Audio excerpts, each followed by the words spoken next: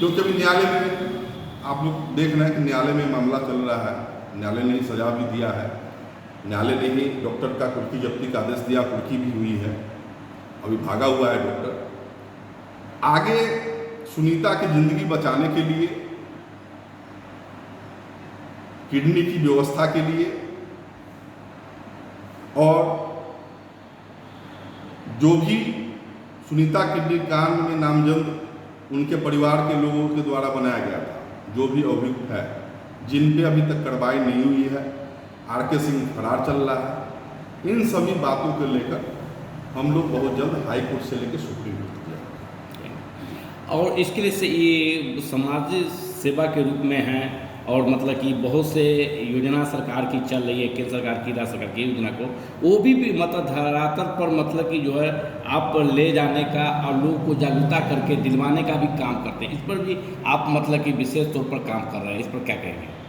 देखिए भाई साहब, दुनिया में इंसानियत मानवता से बड़ा कुछ नहीं है। अगर ईश्वर ने आपको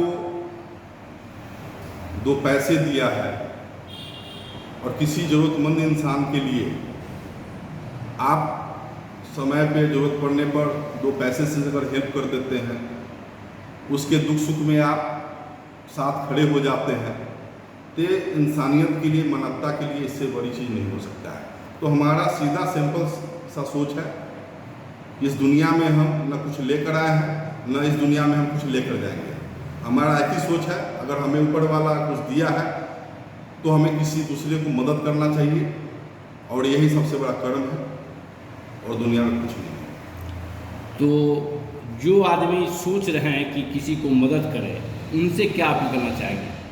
मैं सभी से हाथ जोड़ के विनती करता हूँ कि जो भी व्यक्ति समर्थवान है, हम ये नहीं कहते हैं कि परवीन कुमार को आप चंदा दीजिए, हम ये नहीं कहते किसी ट्रस्ट को आप चंदा दीजिए।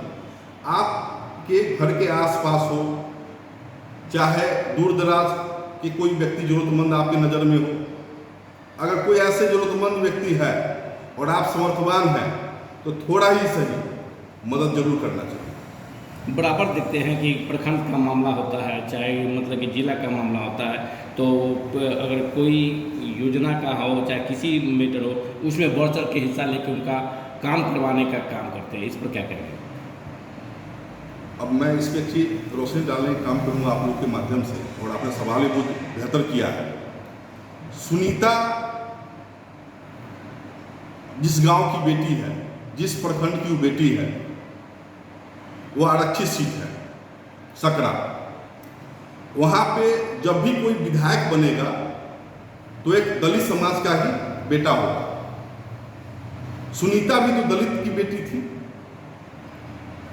296 दिन मैंने धरना दिया उसके न्याय के लिए, उसके इंसाफ के लिए, और अभी तक 23 महीना बीत चुका है। पहले दिन से 23 महीना बीत जाने के बाद तक अभी तक एक भी दलित नेता, जो जब वोट के समय आता है तो कहता है कि हम भाई हैं, आप हमारे चाचा हैं, आप हमारे बाप हैं, आपके हम जात से हैं, जो है वोट दीजिए, दुख सुख होगा तो हम आपके साथ खड़ा होंगे। कहाँ गया सकरा के वैसे नेता? क्यों नहीं आ गया उसको मदद के लिए? हम सीधा से एक बात कहना चाहते हैं भाई साहब, जिस प्रकार से सुनीता वाला ये मामला था, उस समय अगर जितने सकरा का दलित नेता था, चाहे वो विधायक ही क्यों न हो, अगर वो आगे आके अगर उसको मदद किया हुआ होता, तो मैं नहीं समझता एक समाज सेवी परवीन कुमार को 296 दिन धरना पर बैठना पड़ता। अगर ये सब इंसानियत के नाम पर ही, मानवता के नाम पर ही, जितने आरक्षित नेता अपने आप को कहलाते हैं सकरा के, और वोट के समय कहते हैं कि हम आपका बेटा भाई है, हमें आप वोट देने का काम कीजिए, वो किसी जात पात को तरफ नजर नहीं रखता। एक मानवता के नाते सब एक मंच पर आता।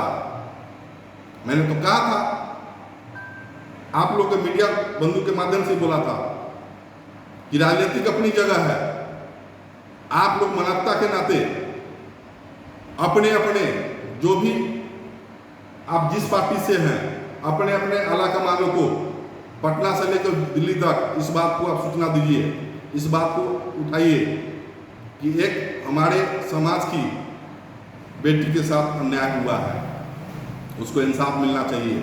लेकिन ऐसा नहीं होता है। ये सभी लोग एक ही चीज़ जानते हैं, जात पात। वो बड़े जाति, ये छोटे जाति। अगर हम उसके खिलाफ कुछ बोल देंगे तो हमारा वोट बैंक खराब हो जाएगा। ये बहुत ही दुर्भाग्य है, ऐसा कभी नहीं होना चाहिए। दुनिया में इंसानियत मानवता से बड़ा कुछ नहीं है।